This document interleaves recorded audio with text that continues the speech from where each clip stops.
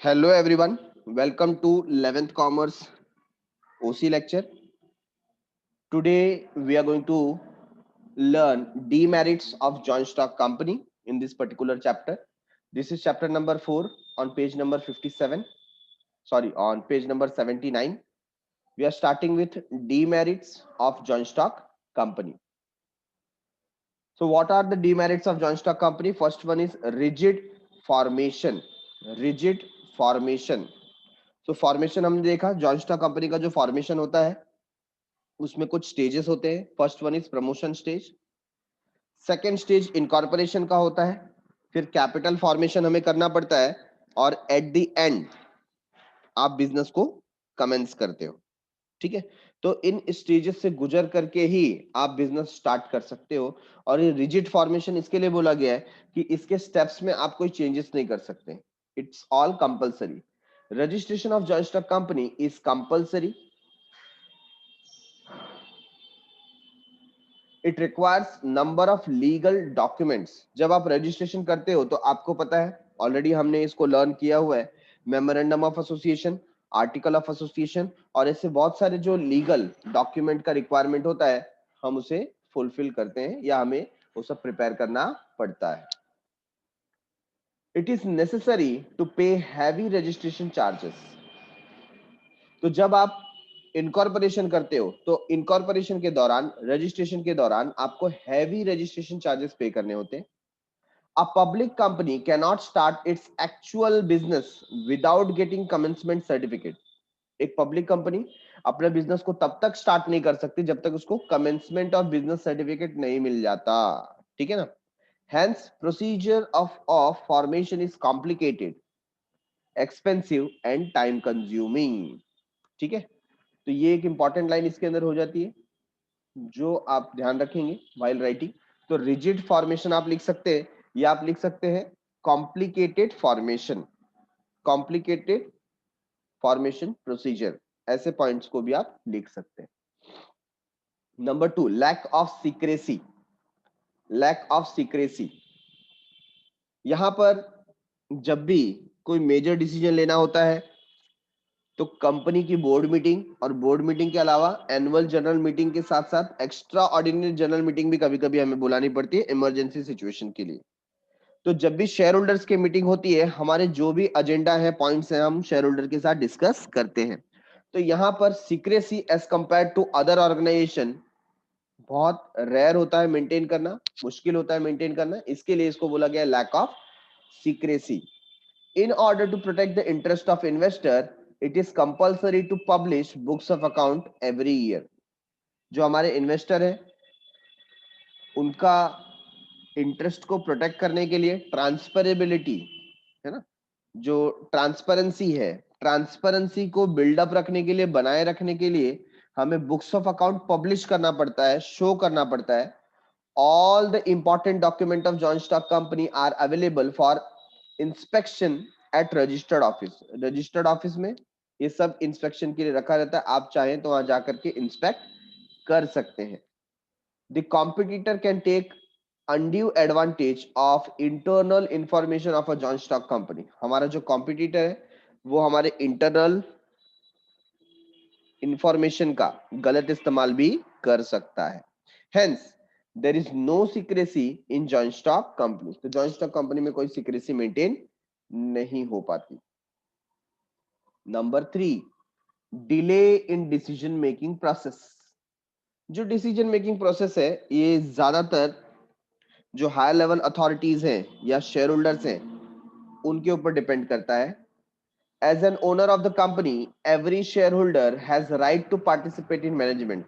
क्योंकि share holder company के owner है तो उनका अधिकार है कि कंपनी के मैनेजमेंट में वो भी पार्टिसिपेट कर पाए. ठीक है, therefore all the important business decision are taken in the share holders meeting. तो जितने भी इंपॉर्टेंट डिसीजन है वो शेयर होल्डर्स का जो मीटिंग होता है उसमें लिए जाते हैं.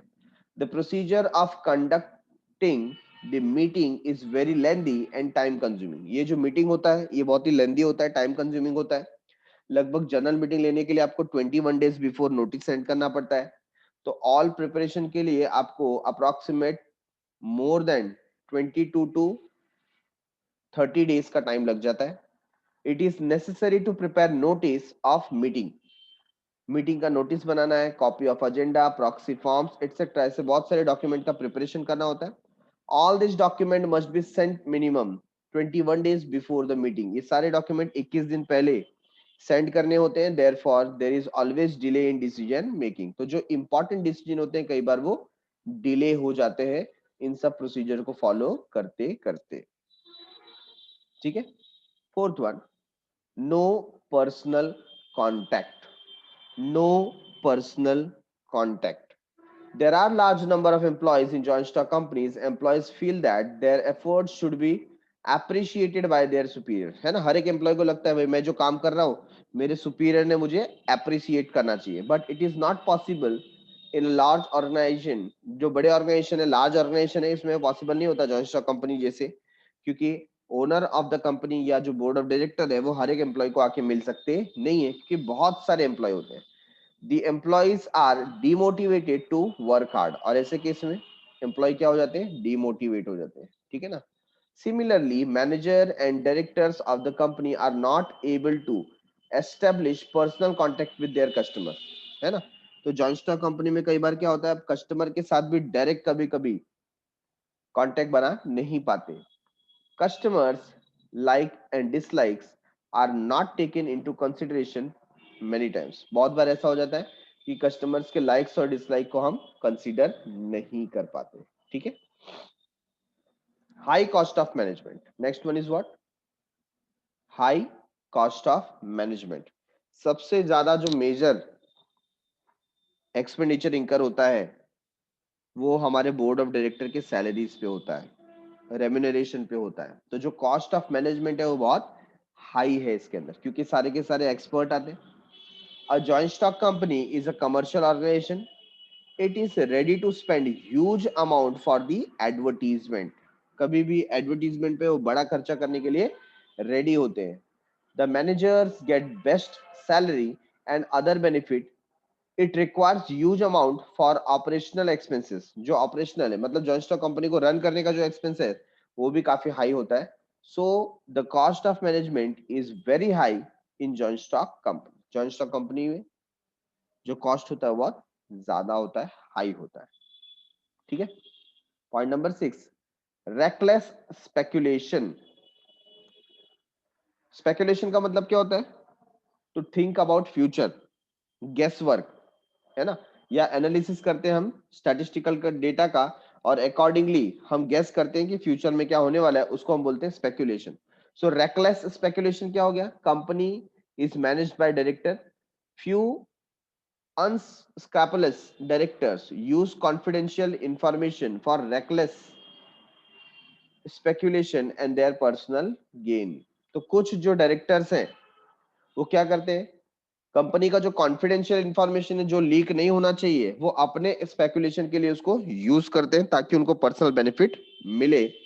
This results in sudden fluctuation in the prices of the share in stock exchange, और इसकी वजह से स्टॉक एक्सचेंज में हमारे शेयर का प्राइस काफी हद तक बदल जाता है। It adversely effect public confidence, और पब्लिक का कॉन्फिडेंस भी काफी हद तक चेंज हो जाता है। ठीक है। So let us take the next topic, that is types of companies. Types of company में आप देखेंगे सबसे पहले यहाँ पर 3 डिफरेंट कंपनीज में बाइफर्केशन किया गया है। First one is what, chartered company. Chartered company क्या होती है, ऐसी कंपनी जो गवर्नमेंट के रूल्स एंड रेगुलेशन से बिजनेस को वेरियस अदर कंट्रीज में एक्सप्लोर करना चाहती हैं, डेवलप करना चाहती हैं। ठीक है ना। बेसिकली जो रॉयल फैमिली होती है उससे ये कनेक्टेड होती है, तो इसको हम रॉयल चार्टर्ड बोल सकते हैं। और इसका पर्पस होता है trade, colonisation and exploration. For example East India Company जो आई थी, ठीक है ना, इंडिया में जिसने राज किया था, ईस्ट इंडिया कंपनी, तो ऐसी कंपनीज को हम क्या बोलेंगे, चार्टर्ड कंपनी। नेक्स्ट है स्टैट्यूटरी कंपनी। स्टैट्यूटरी कंपनी जो स्टैट्यूट के थ्रू आई है। व्हाट इज स्टैट्यूट, लीगली हमने एक्ट ला करके उसको पारित किया है। For example life insurance corporation is there, ठीक है ना। तो ऐसी जो कंपनी होती है उसके लिए सेपरेट एक्ट मेंटेन है। क्या मेंटेन है? Separate act. तो ऐसी कंपनी जो सेपरेट एक्ट के थ्रू आती है उसे हम कहते हैं स्टैट्यूटरी कंपनी। क्या बोलते हैं? Statutory company. And third one is registered company. ऐसी कंपनी जो हमने इनकॉर्पोरेट करवाई है, रजिस्टर करवाई है, और उसको दो पार्ट में डिवाइड किया गया, अनलिमिटेड कंपनी और limited company. Again unlimited company में क्या होता है, आपकी लाइबिलिटीज अनलिमिटेड होती है, तो ये इतनी पॉपुलर नहीं है इंडिया में। इंडिया में ज्यादातर जो कंपनी चलती है they are limited companies. Limited company में लिमिटेड बाय गारंटी हो सकता है, limited by guarantee and share हो सकता है, या ओनली शेयर हो सकता है, सिर्फ limited by shares. So let us learn regarding company limited by shares. इसमें दो टाइप की कंपनी है, एक है पब्लिक कंपनी और दूसरी है प्राइवेट कंपनी, ठीक है ना। तो पब्लिक कंपनी और प्राइवेट कंपनी में डिफरेंस क्या है वो तो हम डिस्टिंग्विश में देख लेंगे।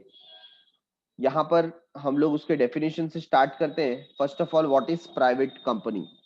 सो according to companies act 2013, a private company is a company which by its article restrict the right। क्या वर्ड इस्तेमाल किया देखो, सबसे पहले आर्टिकल के through restrict the right to transfer its share. Share transfer करने का जो अधिकार है उसको क्या कर दे? रेस्ट्रिक्ट कर दे, मना कर दे।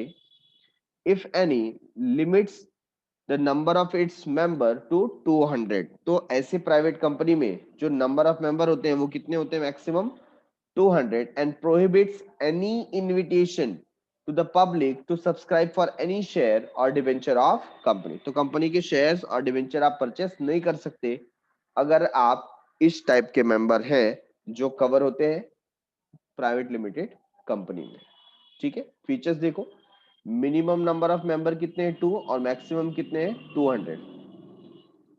Must have minimum paid up share capital of ₹1,00,000। तो आप जब प्राइवेट कंपनी ओपन करेंगे तो आपके पास ₹1,00,000 का पेमेंट तो होना चाहिए, ये रिजर्व तो होना चाहिए। नंबर 3, प्रोहिबिट्स एनी इन्विटेशन और acceptance of public from person other than its members. तो अगर कोई इन्विटेशन आता है, एक्सेप्टेंस आता है, तो जॉइंट स्टॉक कंपनी को क्या करना पड़ता है? प्रोहिबिट करना पड़ता है, इग्नोर करना पड़ता है। डायरेक्टर्स और देयर रिलेटिव्स, ठीक है ना। तो मेंबर्स की तरफ से, डायरेक्टर की तरफ से और रिलेटिव्स की तरफ से यहां पर अगर इनवाइट किया जाता है तो इसमें ये क्या करेगा? प्रोहिबिट करेगा एनी इनविटेशन और एक्सेप्टेंस ऑफ डिपॉजिट, है ना। मतलब डिपॉजिट एक्सेप्ट करना क्या है? मना है। कोई प्राइवेट कंपनी स्वेच्छा से डिपॉजिट एक्सेप्ट नहीं कर सकती, ठीक है। Number 4, ban on inviting to the public to subscribe for any share or debenture of the company। तो प्राइवेट कंपनी को बैन किया गया है कि वो जनरल पब्लिक से कभी भी पैसे नहीं मांग सकती या अपना जो शेयर है वो पब्लिक में इशू नहीं कर सकती, डिवेंचर्स को और शेयर को। Restrictions on the right of members to transfer its share if any. क्या बता दिया?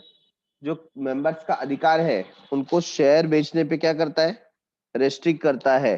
मतलब प्राइवेट कंपनी के जो शेयर होते हैं वो फ्रीली ट्रांसफरेबल होते नहीं है, यही बताने की कोशिश फीचर्स में हो रही। It is important that not the above said condition should be in order to remain private company. मतलब ऐसा नहीं कहा गया है, लेकिन ऑर्डर में रहने के लिए ये सारे जो कंडीशन है वो आपको फॉलो करने पड़ेंगे। If any one of the condition is not fulfilled, अगर इन ये जो 5 कंडीशन है उसमें से एक भी फुलफिल नहीं हुआ, the company shall consider as public company. तो उस कंपनी को पब्लिक कंपनी समझा जाएगा। In the case of private company it must add the word private limited. तो जब आप नाम लिखेंगे प्राइवेट कंपनी का तो उसका जो प्रीफिक्स होगा वो प्राइवेट लिमिटेड से स्टार्ट होगा। At the end of its name, नाम के एंड में वो प्राइवेट लिमिटेड आप लिख सकते हैं। अ प्राइवेट कंपनी में be a company limited bye share. तो लिमिटेड बाय शेयर भी हो सकती है, लिमिटेड बाय गारंटी भी हो सकती है, और a company limited by guarantee और एन अनलिमिटेड कंपनी। तो here we have finished with feature of joint stock company. बहुत ही छोटा था। Point B, public company. According to Companies Act 2013, a public company is a company which is not a private company. देखो कितना simple definition यहाँ पर दिया है। कोई कंपनी अगर प्राइवेट कंपनी नहीं है तो वो कौन सी कंपनी हो जाएगी? Public company. And has minimum paid up capital of 5 lakh rupees. कम से कम इनका जो मिनिमम कैपिटल होना चाहिए 5 लाख रुपीज का होना चाहिए। And have the right to transfer the share of any company. किसी भी कंपनी का शेयर ट्रांसफर करने का अधिकार इनके पास होना चाहिए। Features, there should be minimum 7 members. Minimum की बात करें, कम से कम अगर आप एक पब्लिक कंपनी स्टार्ट कर रहे हो तो 7 मेंबर्स तो होने चाहिए। Has a minimum paid up share capital of rupees 5 lakh और such higher paid up capital as may be prescribed. ठीक है ना? तो यहाँ पर वही बताया गया है कि minimum paid up share capital कम से कम कितना होना चाहिए? 5 लाख का होना चाहिए। Has no restriction on the transfer of its share. Share के ट्रांसफर पे कोई रिस्ट्रिक्शन नहीं होना चाहिए अगर आपका पब्लिक कंपनी है तो।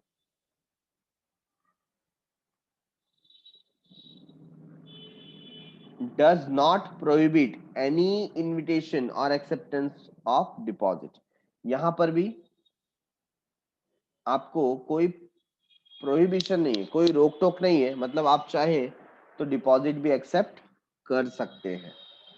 There are minimum 7 members required for formation of public company. Public company के formation के लिए कम से कम 7 members का requirement है। There is no restriction on the maximum number of member. लेकिन maximum number क्या है? Infinite है। जितने ज्यादा लोग आप जोड़ सकते हो आप जोड़िए, कोई प्रॉब्लम नहीं है। ठीक है? The public limited company must have at least 3 director. कम से कम 3 डायरेक्टर इसमें होने चाहिए। The public limited company has limited at the end of its name. इसके नाम के आगे लास्ट में लिमिटेड ऐसा वर्ड लिखा जाता है। Got it everyone?